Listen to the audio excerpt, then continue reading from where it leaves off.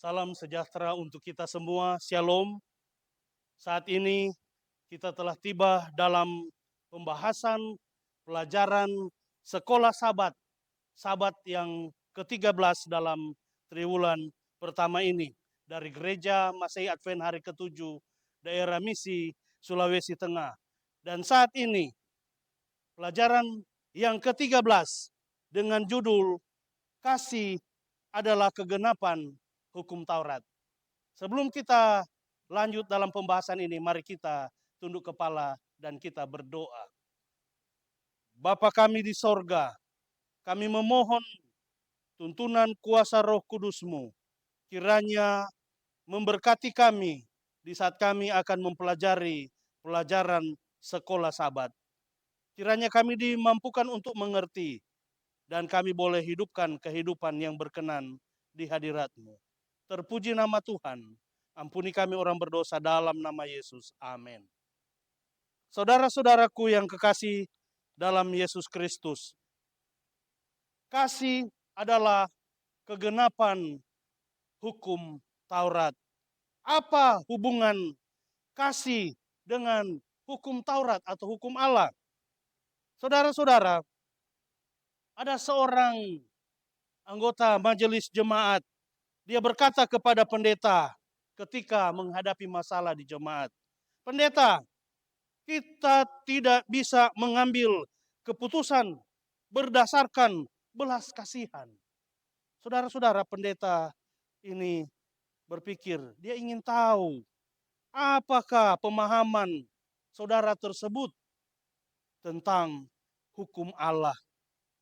Saudara-saudara yang kekasih, belas kasihan tentunya ini harus jadi hal yang terutama di dalam kehidupan kita, terlebih di dalam berhubungan dengan sesama kita manusia. Saudara yang kekasih, kasih Allah dengan hukum itu tidak dapat dipisahkan. Kasih adalah inti dari siapa Allah itu. Apakah kasih itu hanya memberi? Apakah kasih Allah hanya memberi dan tidak menerima? Apakah kasih Allah itu murni pengorbanan diri? Ataukah mungkin Allah disenangkan lewat manusia karena mengikuti perintah-perintahnya? Saudara-saudara, jawaban-jawaban di atas dari pertanyaan-pertanyaan ini akan menyatakan kasih Allah yang digambarkan di dalam kitab suci jauh lebih besar dari gagasan-gagasan yang dianggap kasih di dalam dunia kita saat ini.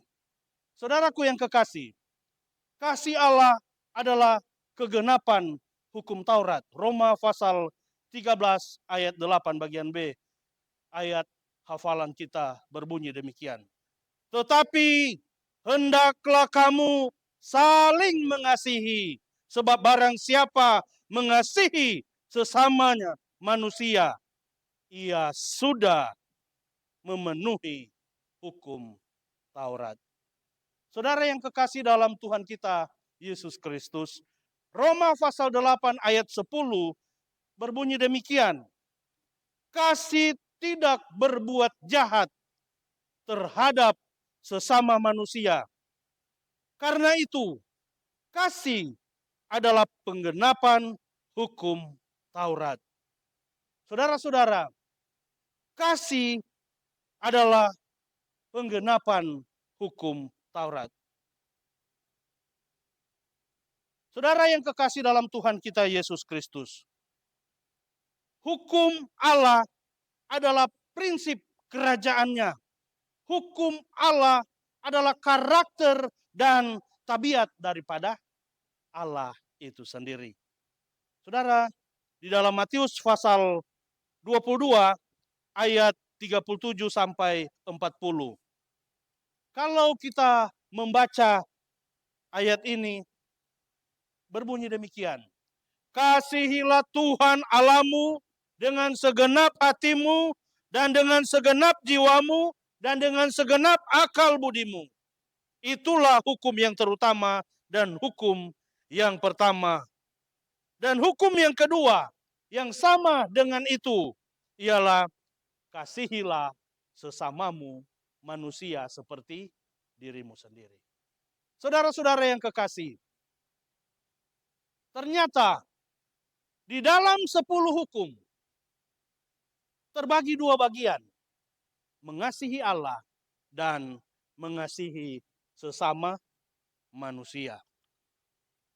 Hukum Allah itu mewujudkan prinsip-prinsip kerajaan Allah. Orang-orang yang menolak prinsip-prinsip ini menempatkan dirinya di luar saluran di mana berkat-berkat Allah mengalir atasnya. Komentar dari penulis Kristen yang bernama Ellen G. White dalam Christ Object Lesson halaman 305. Saudara yang kekasih dalam Tuhan kita Yesus Kristus. 1 Yohanes 4 ayat 8 berkata, barang siapa tidak mengasihi, ia tidak mengenal Allah. Sebab Allah adalah kasih. Saudara-saudara, hukum Taurat adalah kasih. Artinya, di saat kita menaati tuntutan-tuntutan hukum, berarti kita mengasihi Allah. Saudara-saudara, kasih dan kasih ini adalah sifat daripada hukum Taurat. Jadi sifat dari hukum Allah ini, sifat dari hukum Taurat ini adalah kasih. Tertulis di dalam Keluaran pasal 20 dan Ulangan pasal 5. Yang terbagi dalam 2 bagian tadi, mengasihi Allah dan mengasihi sesama manusia. Hukum 1 sampai 4. Jangan ada padamu Allah lain di hadapanku. Jangan membuat bagimu patung. Jangan menyebut nama Tuhan Allahmu dengan sembarangan. Ingat dan kuduskan hari Sabat. Hukum yang pertama sampai yang keempat, kasih kita kepada Allah. Dan hukum yang kelima sampai yang ke-10, kasih kita terhadap sesama kita manusia. Saudara-saudaraku yang kekasih, Tuhan Allah dan sesama manusia. Kita mengasihi Allah dan mengasihi sesama manusia. Jangan kita hanya saya mau mengasihi Allah saja dan saya tidak mengasihi manusia. Saudara-saudaraku yang kekasih, kalau kita mengikuti hukum Allah, yang pertama, jangan ada padamu Allah lain. Jangan bergaul dengan ilah-ilah lain atau dengan berhala-berhala yang lain, dengan keinginan-keinginan yang melebihi kasih kita kepada Tuhan. Kemudian, yang kedua, jangan kita menggunakan perantara-perantara yang lain atau menyembah patung. Yang ketiga, kita menghormati hubungan dengan Allah kita dengan tidak menyebut nama Tuhan dengan sembarangan. Dan yang keempat, kita menyisihkan satu hari dengan Tuhan, dengan kita menguduskan hari Sabat. Kemudian yang kelima, hubungan dengan sesama kita manusia. Kita akan menghormati orang tua kita. Kita akan menghargai kehidupan sesama kita dengan tidak membunuh. Kita akan menghargai pasangan hidup kita dengan kita tidak berzina. Kita akan menghargai apa yang menjadi milik sesama dengan tidak mencuri. Kita akan menghargai martabat sesama dengan tidak bersaksi dusta, dan kita akan kagum dengan sesama kita, tetapi kita tidak mengingini miliknya. Saudara-saudara yang kekasih dalam Tuhan kita Yesus Kristus, menurut hukum Taurat menyatakan kasih kita kepada Allah dan kasih kita kepada sesama kita manusia. Saudaraku yang kekasih, Roma pasal 7 ayat 12. Jadi hukum Taurat adalah kudus dan perintah itu juga adalah kudus, benar, baik. Perintahnya adalah kudus, benar, dan baik. Di dalam Roma pasal 7 ayat 12. Saudara-saudara yang kekasih dalam Tuhan kita Yesus Kristus. Hukum Allah itu kudus, hukum Allah itu benar, hukum Allah itu baik. Artinya, ini merupakan kesaksian tentang kekudusan Allah. Ini merupakan kesaksian tentang kebaikan Allah. Dan ini merupakan kesaksian tentang kebenaran Allah. Saudara-saudara, dan di dalam hukum ini nyata terlihat tabiat dan karakter Allah. Mazmur pasal 19 ayat 7 sampai 8 mengatakan demikian.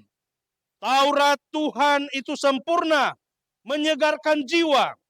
Peraturan Tuhan itu teguh, memberikan hikmat kepada orang yang tak berpengalaman. Titah Tuhan itu tepat, menyukakan hati. Perintah Tuhan itu murni, membuat mata bercahaya. Saudara-saudara yang kekasih dalam Tuhan kita Yesus Kristus, Tuhan Allah menginginkan kita ada hubungan yang baik terus dengan kita mengikuti akan perintah-perintahnya. Di saat kita mengikuti perintah-perintahnya, menyatakan bahwa kita adalah umat-umat Allah yang menuruti segala perintah Tuhan, mengasihi Allah dan mengasihi sesama manusia. Roma pasal 7 ayat 12 tadi. Jadi hukum Taurat adalah kudus, perintah itu juga adalah kudus, benar, dan baik. Saudaraku yang kekasih dalam Tuhan kita Yesus Kristus.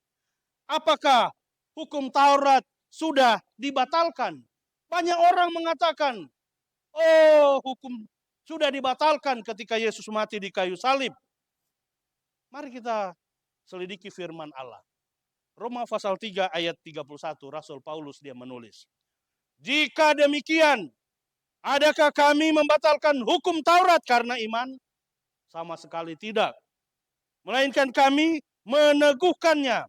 Jadi, saudara-saudara, hukum Taurat adalah tabiat dan karakter daripada Allah. Tidak dibatalkan, tidak dipalangkan di kayu salib. Rasul Paulus mengatakan, kami tidak membatalkannya tetapi meneguhkannya. Saudara-saudaraku yang kekasih dalam Tuhan kita Yesus Kristus. Apa yang harus kita perbuat? Di dalam Roma 6 ayat 1 sampai 2 berkata demikian. Jika demikian, apakah yang hendak kita katakan? Bolehkah kita bertekun dalam dosa supaya semakin bertambah kasih karunia itu? Sekali-kali tidak. Bukankah kita telah mati bagi dosa? Bagaimana kita hidup di dalamnya? Saudaraku yang kekasih dalam Tuhan kita Yesus Kristus. Roma pasal 7 ayat 7. Jika demikian, apakah hendak kita katakan? Apakah hukum Taurat itu dosa? Sekali-kali tidak. Sebaliknya justru oleh hukum Taurat aku telah mengenal dosa. Karena aku juga tidak tahu apa itu keinginan. Kalau hukum Taurat tidak mengatakan jangan mengingini. Saudara-saudara, pemirsa yang terkasih dalam Tuhan Yesus Kristus. 1 Yohanes 3 ayat 4 mengatakan, setiap orang yang berbuat dosa melanggar juga hukum Allah. Sebab dosa ialah pelanggaran terhadap hukum Allah. Saudara-saudara, Yesus datang bukan untuk menghapus hukum Taurat, melainkan Yesus datang untuk menggenapi semua yang dijanjikan dalam hukum Taurat, yang ditulis dalam kitab para nabi.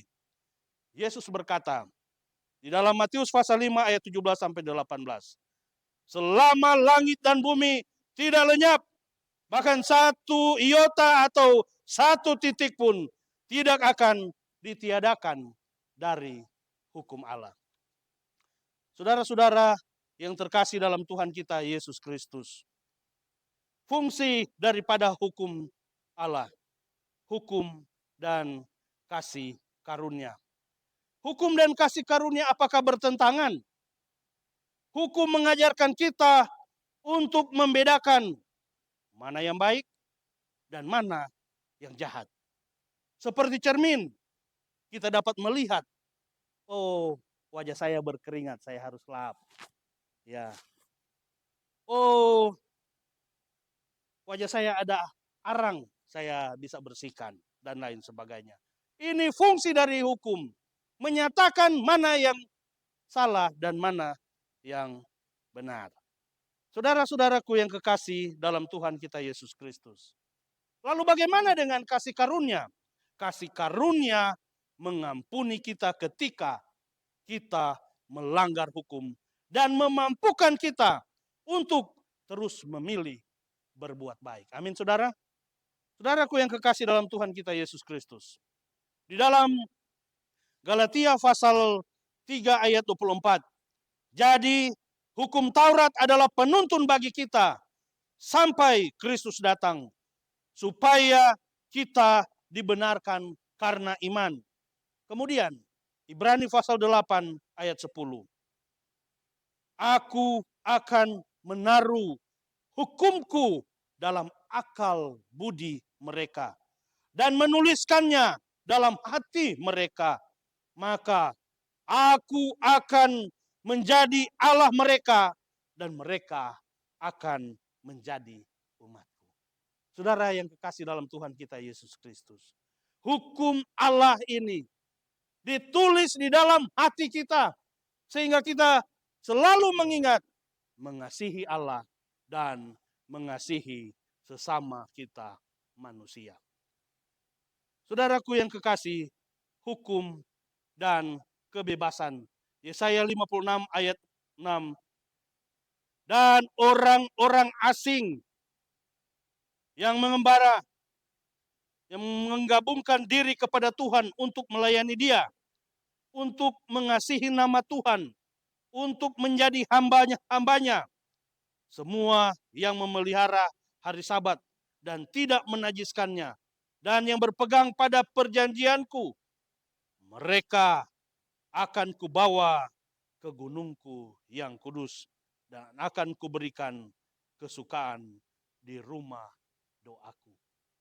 Juga orang-orang yang rindu untuk datang, mau mengikut Tuhan, mau ikut perintah-perintah Tuhan, Tuhan menerima.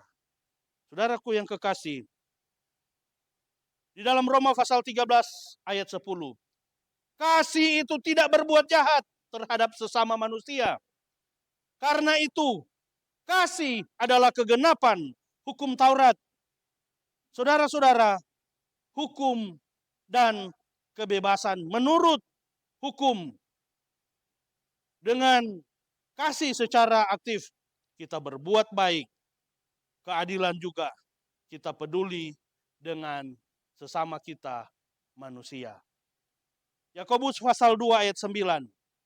Tetapi jikalau kamu memandang muka, kamu berbuat dosa. Luar biasa, saudara. Ternyata di saat kita mau berbuat kasih, jangan kita memandang muka. Dan oleh hukum Taurat, kamu menjadi pelanggar hukum. 1 Petrus 4 ayat 8, tetapi yang terutama, kasihilah sungguh-sungguh seorang akan yang lain. Sebab kasih menutupi banyak sekali dosa. Saudara yang kekasih dalam Tuhan kita Yesus Kristus, di saat kita mempelajari akan pelajaran sekolah Sabat ini, kasih adalah kegenapan hukum Taurat. Sebagai kesimpulan kita di pelajaran yang ke-13 ini, Kasih adalah karakter Allah, tabiat Allah. Saudara-saudara, bagaimana dengan kita manusia? Kita manusia adalah diciptakan menurut gambar dan rupa Allah. Untuk itu, kita harus saling mengasihi. Dengan pelajaran sekolah sahabat ini, kita lebih memahami arti kasih dan keadilan Allah. Tuhan Yesus memberkati kita semua. Mari kita tunduk kepala dan kita berdoa. Allah yang kekal, Bapa kami yang bertahta di sorga. Kami bersyukur kami boleh mendapat pelajaran yang begitu indah. Bagaimana kami harus mengasihi Allah dengan sungguh-sungguh dan mengasihi sesama kami manusia. Tuntun kiranya kami dengan kuasa Roh Kudus-Mu, baik kami yang ada di tempat ini, juga saudara-saudara kami yang menyaksikan akan siaran ini. Kiranya lewat pelajaran ini, iman kami semakin dikuatkan dan menuntun kami untuk kami setia kepada Tuhan sampai hari Tuhan datang menjemput kami untuk masuk di dalam kerajaan Tuhan di sorga yang kekal. Terpujilah nama Tuhan. Inilah doa kami. Ampuni kami semua dari setiap pelanggaran dan dosa. Di dalam nama Tuhan Yesus, kami berdoa dan mengucap syukur. Haleluya. Amin.